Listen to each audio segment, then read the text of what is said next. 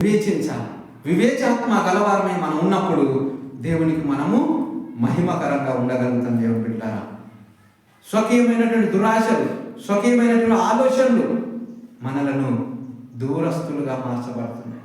మనల్ని దేవుని సన్నిధికి దూరపరచబడుతున్నాం. దేవుని బిడ్డలారా, హల్లెలూయా.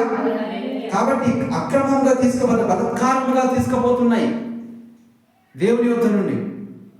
ఆనాడు యోరోదు ఏ విధంగా దేవుని బిడ్డలను హతమార్చున్నాడో, ఈనాడు దుష్టుడు మనలను దేవుని సన్నిధి నుండి లాక్కొని పోతున్నాడు. దేవుని బిడ్డలారా, కాబట్టి మనం దేవునికి మహిమకరంగా ఉండాలి అంటే దేవుని మాటలను మనము శ్రద్ధతో విని ఆ విన్న వాక్యంలో మన జీవితంలో అన్వయించుకొని ఆ విన్న వాక్యానుసారంగా మనం జీవించినప్పుడు దేవునికి మనం మహిమకరంగా ఉండగలుగుతాం. దేవుని బిడ్డలారా, కాబట్టి దేవునికి మనం విధేయతలుగా ఉండాలి అంటే దేవుని మాటను మనము అంగీకరించి ఆ మాట చొప్పున మన జీవితాలను కట్టుకోవాలి. దేవుని యొక్క పిలుపుకు తగినట్టుగా మనం జీవించాలి. దేవుని ఉన్నత పిలుపుకు నాకు పిలువబడిన వారిపై ఆ పిలుపులో మనము మన జీవితాలను, ఆత్మీయ జీవితాలను కట్టుకోవాలి. ఆ పిలుపులో కట్టుకోకపోతే మనము దుష్టుని పిలుపు వస్తుంది. ఒకవైపు నుండి దుష్టుని పిలుపు, ఒకవైపు నుండి దేవుని పిలుపు. కాబట్టి మనం దేవుని పిలుపులో ఉండి మన జీవితాలను కట్టుకోవాలి, మన ఆత్మీయ జీవితాలను కట్టుకోవాలి. మన ఆత్మీయ జీవితము దేవుని పిలుపుకు తగినట్టుగా మనం ఆత్మీయ జీవితం ఉండాలి. హల్లెలూయా. కాబట్టి దేవుడు ఒకవైపు పిలుస్తున్నాడు, దుష్టుడు ఒకవైపు పిలుస్తున్నాడు.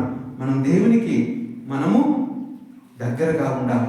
దుష్టుడికి మనము దూరంగా ఉన్నప్పుడు దేవుని యొక్క ఆశీర్వాదాలు అయితేమి పరలోకాన్ని మనము స్వతంత్రించుకోగలుగుతాం. దేవుని బిడ్డలారా, హల్లెలూయా. ఇంకా చదవండి.